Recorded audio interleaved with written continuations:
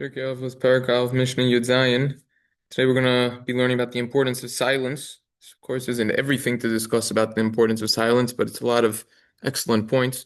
Mishnah says, Shimon the son of Rabbi Gamliel would say, Omer, Kol Yemei Gedalti Ben Achamim, all the days that I grew up among scholars, wise people, V'lo Matzasi Laguf Toiv Mishtika, I found nothing better for my body than silence. That's what I witnessed. That was the best thing with the big scholars that they did, is that they were silent. Lo hamedrash hu ha'ikar lamaisa. And the medrash, which simple explanation, is the learning isn't the main priority, rather it's the action. Whoever increasingly speaks about matters will lead to sin. We learned already before, talking with women, but this is even just talking with men. Not good to talk too much. And over here it says that the learning, which means if a person's just learning but doesn't apply what he learned, that's going to be a major issue. Let's discuss why is silence so important? 9 different reasons. Rashi quotes the pasuk in Mishlei that says that a silent fool is considered smart. Because if someone doesn't say anything and he doesn't know anything and he just doesn't say anything, so he doesn't know anything. Obviously, it depends in the exact circumstance, but in general. And the opposite is also true. Someone who talks a lot and always says the first comment, he's foolish, even if he's smart. That's Rashi. Explanation 2, Rabbeinu Yonah explains that one shouldn't speak too much, even about something which won't cause a damage. Don't even talk too much about your job. Don't speak about wasteful topics too much. For sure, 100%. See the Rabbeinu Yonah for more details. Reason 3, also the Rabbeinu Yonah explains, you need to be careful even when you speak Torah. You have to think about what you say before you say it. We could just add on to this Rabbeinu Yonah. It says at the beginning of Psachim, Lolam Yeshana Adam L'Talmidav Derech Sar. When the person teaches, they should always teach in the most concise way possible. I should have a lot of qualitative information, but teach it in the fewest amount of words possible. Explanation number 4. Rav Ajmi Bartinu explains the Chava got into trouble. Why? Because she speak too much. She said it was forbidden to eat from the tree and touch it. She added the prohibition of touching. It was just prohibited to eat from the tree. Look at Bereshis Gimel Gimel.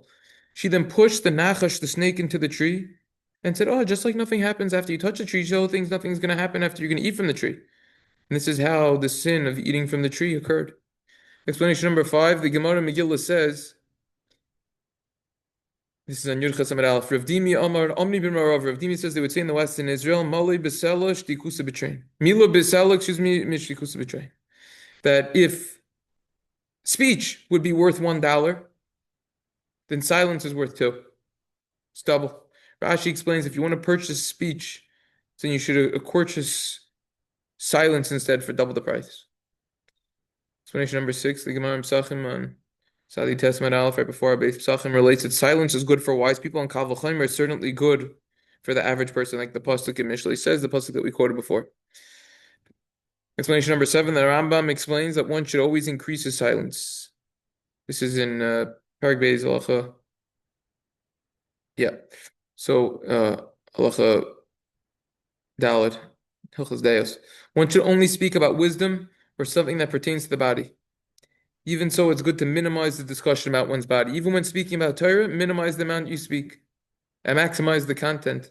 That was the Gemara that we just quoted before in Psachim. Same exact idea, beginning of Psachim. Explanation number 8, Makor Baruch. It's actually quoted by the article on page 50. Relates that one time there was a conference and one person dominated the entire discussion, didn't allow anyone to speak. So one clever individual decided to silence this man.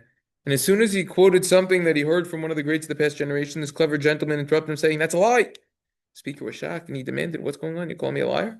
Clever man responded, "It's impossible you ever heard anything in your life because you never let anyone else talk." One has to learn that there are times to be silent and there are times to listen.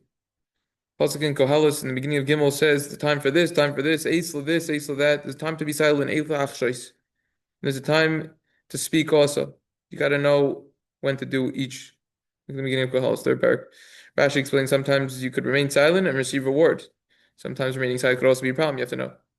My great-great-grandfather writes in his Nachal Asfi on page, Reish Bey Daled, quotes the Medrash Rabbah, Parshas Messiah on Tez Zayin Beis. There's a story of a peddler who will go from one place to another and say, "Hi man, the boy lemizmi and Sam Chaim. Hi Maz, the boy lemizmi and Sam Chaim." Who wants to buy the potion of life? Man, boy, who wants longevity? Everyone crowded around.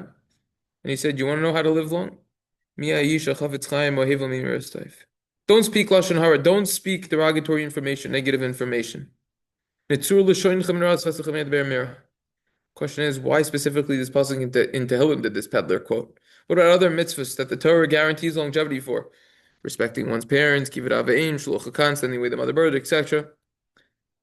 So the Zohar explains that before a person is born, Hashem preordains if he's going to be weak, strong, rich, poor, smart, or foolish, etc. This corresponds very nicely with the Gemara in Brachos that says that everything is in the hands of heaven except for the fear of heaven. So too, the amount of words we're going to speak is preordained, it's limited. Once we exceed this limit, then we're going to die. However, the words that we use for Torah are uncounted and are therefore unlimited. So therefore, someone who speaks Lashon Hara is going to be it's going to be double trouble over here. He's going to be punished for the actual negative and derogatory words that he said, and additionally, he will have a shortened life due to the amount of words that he used that he shouldn't have used. That's why the peddler specifically quoted the pasuk regarding Lashon Hara. You're going to get that for sure. You're going to get longevity if you don't speak the Lashon Hara. What does it mean? Lo medrash ikra la ma'isa. The learning isn't the main priority; rather, it's the action. Rabbi Yonah explains, "Don't practice what you don't preach. Only preach what you already practice." The Tosefta says that words are pleasant out of the mouths of those who practice them. In Yevamos, end of the 8th parak. Rabbi Galinsky says a funny line on this. He says, "Lo medrash ikra la ma'isa." That means most people, they don't care about a long shir, they don't care about a long drasha.